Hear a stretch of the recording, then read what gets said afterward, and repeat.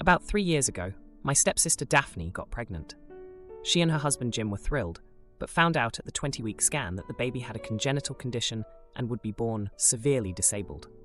Apologies if these are insensitive terms. I'm not sure how people prefer to say it. Daphne decided to keep going with the pregnancy despite Jim's protests, and they split up, but got back together by the time their son Liam was born. He is now 2 years old. Over the last 2 years, Daphne's and Jim's mental health has declined significantly. Daphne used to be a positive and pleasant person, but now it's impossible to have a conversation with her. She is malicious, envious, and flies off the handle at any perceived slight. When I was having my child, I didn't speak to her for most of the pregnancy because of how bitter and narcissistic she was. We don't live close to Daphne, so rarely see her in person, but I heard she was getting worse from our parents. In early November, Daphne had a mental breakdown. She trashed Liam's room completely and vandalized Jim's car in a fit of rage. This was enough to finally get her moved up the waiting list for mental health services, and she started therapy. She reached out to me during this time, and we had a few conversations, and I invited her and Jim to visit my husband and me for a vacation at our beach house in March. Then we saw Daphne and Jim over Christmas, and it was awful. Daphne could keep herself in check for a couple of hours, but then she would revert back to her old self. She would swear constantly, and while I know Liam can't understand her, I think swearing at kids isn't okay.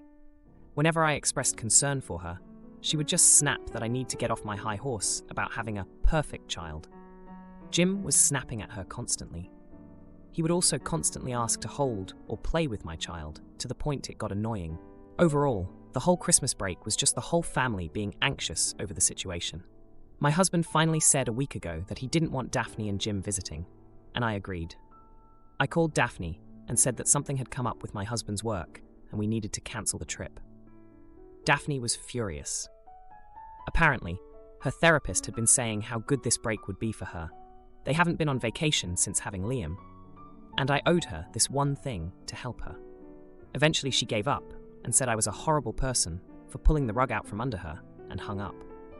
I feel bad if I'm derailing her recovery, and even my parents think I shouldn't have cancelled, which is making me rethink things. They saw how absolutely horrible she was to me over Christmas. They saw how obsessed Jim became with my child, and they still think I should have put that aside. And they're not normally the keep the peace people, so maybe I really am in the wrong. Am I the idiot here? Now for a few comments before the update. Comment 1. Not the idiot. How is a change of venue going to improve your sister's mental health? She is still going to be responsible for her child, jealous of the attention her husband will give your child, and becoming unstable and defensive when challenged regarding unacceptable behavior.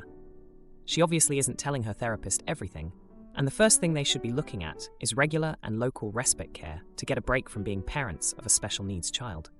They need time to breathe. Comment 2. Not the idiot.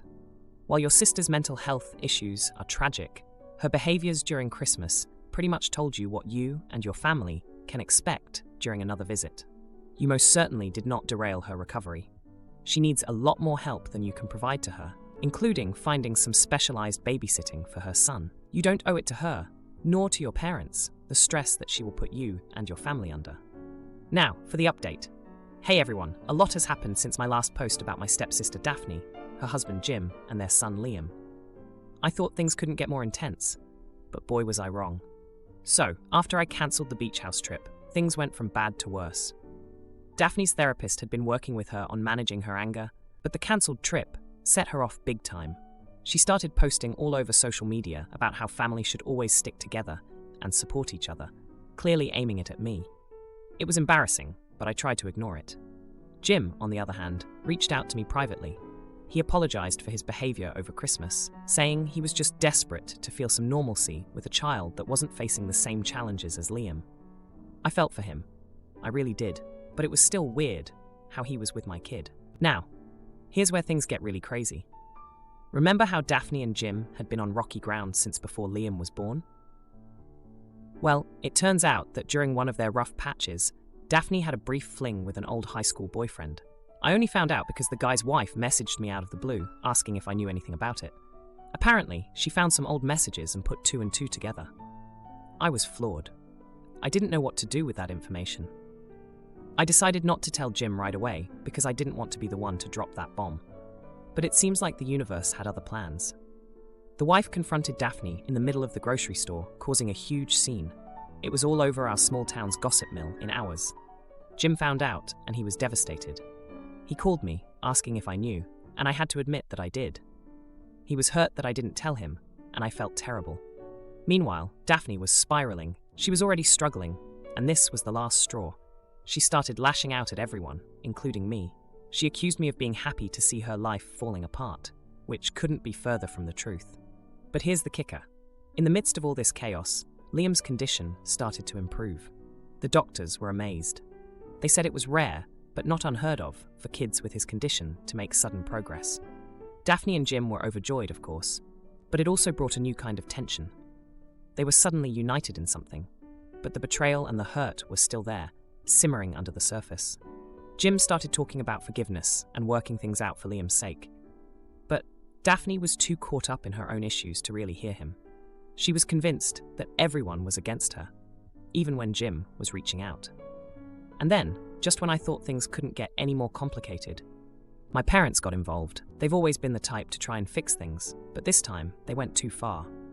They sat Daphne and Jim down for an intervention of sorts, which ended in shouting and tears. My mom called me afterward, upset, saying she just wanted to help, but felt like she'd made things worse. As for me, I've been trying to keep my distance while still being supportive. It's a tough balance. I've been talking to a therapist myself to try and figure out how to handle all this without getting too dragged into it. It's hard though, because Daphne's been calling me non-stop, sometimes just to vent, sometimes to blame me for everything. And just when I thought I'd heard it all, Daphne dropped another bombshell. She told me she's pregnant again. She doesn't know who the father is, and she's terrified. Jim doesn't know yet, and I'm dreading the fallout when he finds out. Friend asks me to take care of her overweight cat Juno while she's in Europe for a year and insists on free feeding, but I switch to controlled feeding and Juno loses weight and becomes more energetic. When she finds out, she demands I switch back to free feeding, but I refuse. My friend's cat Juno has always been massive. Well beyond the level of a usual, "Oh, that cat is kind of fat." She was an absolute tank, and she is not even a large breed, just a standard regular cat. Whenever someone would point out that she was bigger than she should be, my friend would get annoyed and insist she is just that way and is perfectly healthy. My friend started a global mobility assignment at her job that involved living in Europe for a year, and she asked me if I would take care of Juno while she was gone, which I agreed to. She walked me through all the cat care matters before she left and told me that Juno was free-fed, and I just needed to keep her feeder topped off so that she could access dry food at any time. The feeder wasn't on a timer, it was just a bottle that dispensed food with gravity whenever the tray got empty. I told her that I really wasn't comfortable letting her have constant access to food at her weight. She said, paraphrasing here, "Look, she's still my cat, and you don't get to make that call. Either tell me you're going to stick to the plan, or tell me you won't, and I'll find someone else." I agreed, but admittedly I wondered if I would be able to follow through on my word for a whole year. I lasted maybe a week. Having Juno around all day every day made it extremely clear how much she was suffering because of her weight. She struggled to even hop up on my couch. I took the feeder away and started feeding her 1 can of wet food in the morning and 1 can in the evening. I work from home, so the adjustment period of constant yowling for food was an absolute nightmare. But it worked. She is now 14 pounds after 8-ish months on the My Way or the Highway diet, and it's much more energetic and mobile. Even her breathing sounds better. My friend has started to notice the weight loss in the photos that I've been sending her and is extremely upset that I went behind her back after I agreed to the free feeding. She demanded that I go back to the old way. I said honestly, "I'm sorry, but I really don't think I can bring myself to do that."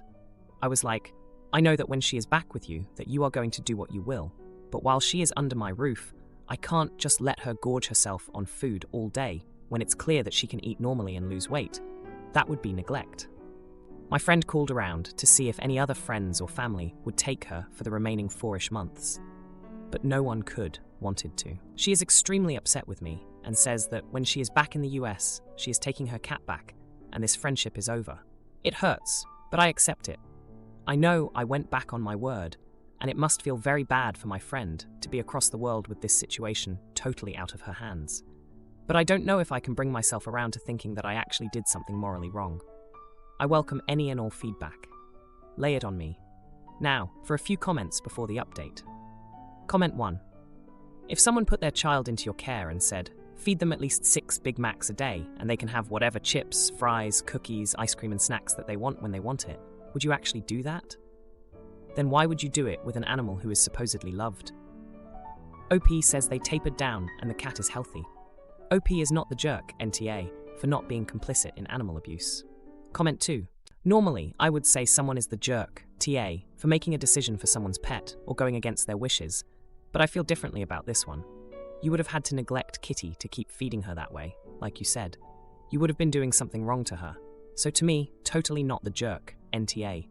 I hope she sees how much healthier she is and rethinks how she fed her before. Now, for the update. Hey everyone, thanks for all the support on my last post about Juno. It's been a rough week since then, and I've got quite the update for you. So after my friend demanded I switch back to free feeding Juno, things got really tense. I stood my ground, and she was fuming. She even tried to get her parents to guilt-trip me into changing my ways, but they actually sided with me. Turns out, they had always been concerned about Juno's weight, but didn't want to upset their daughter. Who knew? In the midst of all this, Juno's transformation continued. She's become this playful, curious cat who loves to chase laser pointers and actually fits in her cat bed now. It's like she's a whole new cat, and I can't help but feel proud of her. But then, the unexpected happened. My friend's assignment got cut short, and she was coming back to the States in just 2 weeks. The news hit me like a ton of bricks. I knew our confrontation was inevitable, and I dreaded the thought of losing both Juno and my friend. The day my friend returned, she came straight to my place. The tension in the air was thick as she walked in, her eyes immediately finding Juno. She was shocked. Juno looked up at her with bright, curious eyes, a stark contrast to the lethargic cat she used to be. The confrontation was intense. My friend was hurt that I'd gone against her wishes, and I understood that. But as we argued, Juno jumped onto the couch between us, a feat she couldn't have managed before. It was like she was trying to mediate. In a surprising turn, my friend broke down crying. She confessed that she'd always been afraid to address Juno's weight because it reminded her of her own struggles with body image. It was a jaw-dropping moment, and it explained so much about her defensive attitude. We spent hours talking, reminiscing about our college days when we first met. We'd been through so much together, supporting each other through breakups, finals, and family drama. It was those shared experiences that made our bond so strong. And it was heartbreaking to think it could all end over a disagreement about cat care. In a twist I didn't see coming, my friend thanked me. She admitted that seeing Juno so healthy was a wake-up call for her. She realized that she had been projecting her own issues onto Juno, and it wasn't fair to the cat. But it wasn't all happy tears and group hugs. My friend was still hurt, and she made it clear that while she was grateful for what I'd done for Juno, she felt betrayed. She decided she needed some space to sort out her feelings, and that meant taking Juno back as soon as possible. The day she came to pick up Juno was bittersweet. I watched as Juno hesitated at the door, looking back at me as if she knew this was goodbye. My friend and I shared a long, silent hug, both of us unsure of where we stood with each other. As they left, I closed the door behind them, the silence of my apartment settling around me. I missed Juno already, but I took solace in knowing she was healthier and happier because of the tough choices I'd made. Wife makes me do all the housework, and then I find out she's been seeing old friend. I, 48, male, and my wife Anne, 47, female, live by ourselves. Our kids have both moved out. I'm the breadwinner, and Anne the stay-at-home mom. Now she's the housewife after our youngest moved out last year. What's changed is that she says she's owed for raising our kids and taking care of the household. She wants more personal time, less work around the house, and so I've basically taken over almost all the housework, cooking 3 meals, cleaning the house. I'm still working a full-time job, and I never slacked on chores that I did, such as the gardening, heavy lifting, etc. And I was never an absent father. I bore with it for the past year, but she's gotten more hurtful, outright berating me in front of the kids when they visit, that I'm only good for my strength and don't think about the household at all. While she is doing less of the household work, it's gotten to the point that I just want to relax in the car for a good solid minute, because I only know there's a long list of things to do. Last night, She went out with her friends, while I slept early for work. This morning, I looked for the car keys for over 30 minutes, which were not in the drawer we always put them in. I woke her up to ask where she put them, and she just grumbled at me to find them myself before going back to sleep. I ended up finding them in her handbag and got to work late. I got home today to her screaming at me for invading her privacy by going through her handbag. I tried to tell her that she told me to find them myself, but she kept cutting me off, saying I should have known better than to dig through her personal belongings, that she has rights, and I should respect them, and to wait for her to wake before getting her to find the keys herself. It was when she said she didn't care if I was late to work that I lost it. Her exact line was, "It's not like we're needing that stupid money anymore." I yelled back at her that she was entitled and selfish, and that the only reason she's able to enjoy her current time is because of my money. That she's been having it far too easy the past year. And if she wanted to see what she's owed, she can go back to either working or doing all the chores she's dumped on me. Anne was shell-shocked that I yelled back at her. The rest of the night was quiet, and she locked herself in our bedroom and hasn't come out. I've called our kids and told them what happened. My daughter agrees with me, but son says that I may have been too harsh to call her entitled, and implied that I undermined her efforts all those years as a stay-at-home mom. They're going to take turns calling Anne, but I now wonder if I may have been overboard with yelling at her about taking it too easy. Daughter has suggested couple therapy, and said that she's going to suggest it to Anne as well. I'm more than willing to do so, as today's encounter made me reflect that I'm getting extremely tired and weary of this life. Now, for a few comments before the update. Comment 1. Not the idiot. Why is your wife owed for taking care of the house, etc., if you also worked and did chores?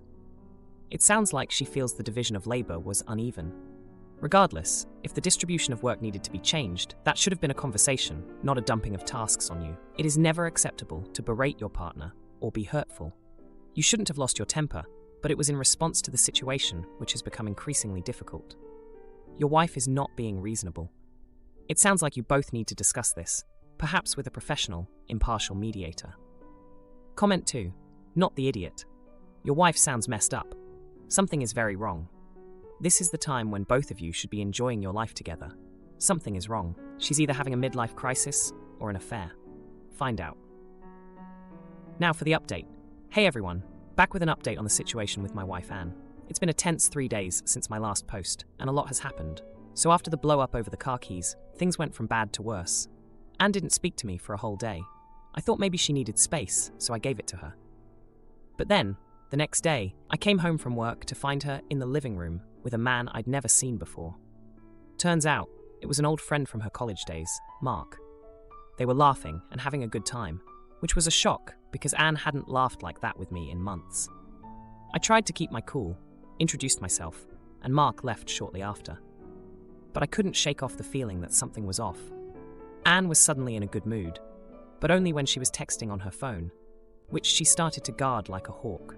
I remembered how she used to be glued to her phone back in the day when we were dating, always texting her friends about the latest gossip. That night, I couldn't sleep. I kept thinking about Mark and Anne's sudden change in behavior. I decided to confront her about it the next morning. I asked her straight up if there was something going on between her and Mark. She laughed it off, saying I was being paranoid, but I could tell she was nervous. Later that day, I got a call from my daughter, who was in tears. She had seen Anne and Mark together at a cafe, holding hands. My heart sank. I had always trusted Anne, and the thought of her being with someone else was like a punch in the gut. I remembered how we used to hold hands everywhere we went, how she said it made her feel safe and loved. And now, she was giving that same affection to someone else. I confronted Anne again when she got home. This time, she couldn't hide it. She admitted that she had been seeing Mark for a few months. She said she felt lonely, and that I wasn't giving her the attention she needed. I was floored.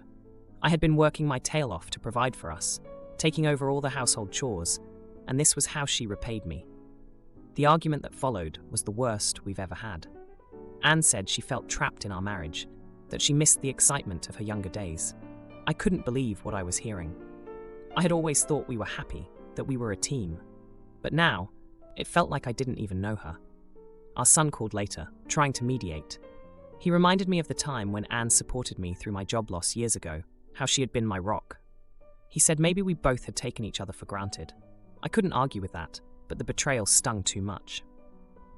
The house has been icy since then. Anne has been staying in the guest room, and we barely speak. My daughter has been checking in on me, suggesting couples therapy again. I'm willing to try it, but I'm not sure if I can get past this heartbreak. I've been reflecting on our marriage, on all the good times we've had. I remember how Anne used to surprise me with my favourite meals, how she'd leave little love notes in my lunchbox. It's hard to reconcile those memories with what's happening now. If you like this video, you'll probably like these too. Also, while you're here, please consider subscribing. It's your support that keeps this channel alive and allows me to make better and longer videos. Have a great day.